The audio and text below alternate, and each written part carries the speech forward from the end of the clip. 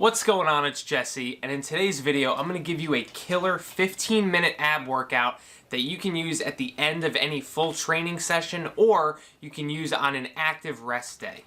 This workout should really only take you between 10 and 15 minutes, and the truth is, if you're spending much more time than that training abs, like 30, 45, 60 minutes, you're probably not doing something super efficiently, because really all you should need is a good 15 minutes.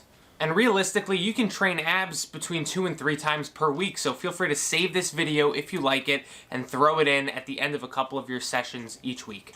So here's what the workout is going to consist of. It's going to be a circuit of 3 different core exercises. We're going to cycle through those 3 exercises, then take a rest, and go back and repeat for 3 total sets. But quickly, check this out.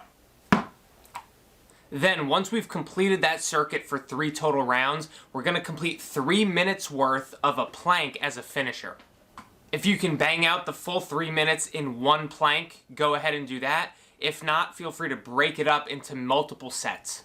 But what are we waiting for? Let's get into the ab circuit right now. I'm going to go over the 3 exercises and how many reps I want you to complete. Once you're 100% clear on what you need to do, go ahead and hit pause and go ahead and complete that circuit. So the first exercise we're going to do is leg raises, but we're going to do them in a very specific way. So we're going to lay on our back and cross our arms over our chest instead of what a lot of people do, which is putting their arms as kind of support on the ground. This is going to force your core to work even harder, and it's going to be way more challenging than if you had that stability of your arms kind of keeping you still. Now we're going to perform 15 reps of really slow and controlled leg raises, keeping your legs fully extended the entire time. We don't want to be bending at the knees here to make it a little bit easier. And your feet should come about an inch or 2 off the ground at the bottom of the movement. We don't want to relax and reset our feet to actually touch the ground at all throughout these entire 15 reps. And once you've completed your 15 leg raises, you're going to move on to the second exercise, which is bicycle crunches. So you're already on your back. All you have to do is shift your hands right behind your head. You're not going to be tugging at your neck or your head. You're just going to leave your hands right by your ears to perform your bicycle crunches. We're going to do 30 reps, so 15 on each side.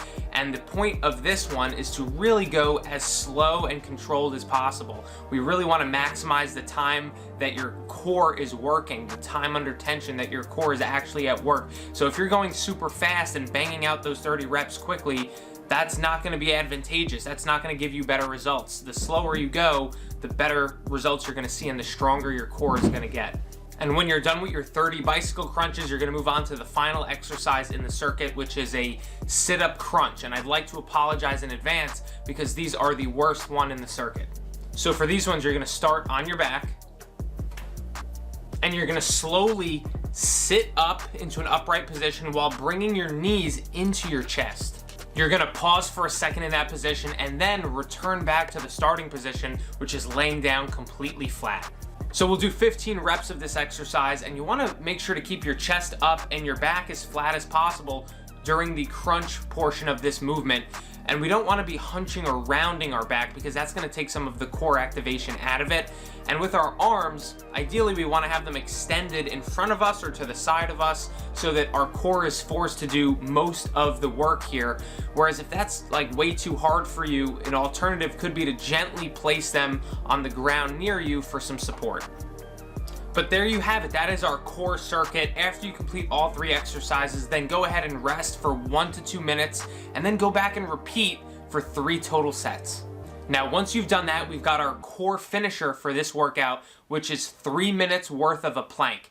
So the idea here is to get those 3 minutes done in as few sets as possible. So if you can do it in one shot, go ahead and do it. If it takes 2, 3, 4, 5 sets, that's okay too, but you want to get it done as quickly as possible. And believe it or not, a lot of people actually perform the plank incorrectly. So here are a few cues you want to keep in mind. The first thing is you want to squeeze your core and your glutes the entire time. That's going to make sure that obviously your core is on fire and it's working, but also you're keeping a nice flat plank. You're not piking your hips up to the ceiling. You're not dropping them down to the ground. Realistically, you'd want to put a cup of water on your back and make sure that it doesn't tip over this entire time. I like doing these on my forearms, but if you want to do a high plank, which is in push-up position, that's fine too. Now, in these 3 minutes, if you stop for a rest, make sure that you stop the clock as well, because you want to have 3 minutes of actively doing a plank, not resting. Alright guys, and there you have it. That is the end of the workout. It should only take you 10 to 15 minutes if you're doing it properly. You can throw it in at the end of any full workout session you'd like, or put it on an active rest day. I'd love to hear if you gave this workout a try down in the comments. And if you did enjoy the video, go ahead and click subscribe to get notified when I make more videos just like this one every single week. And I will see you on the next video.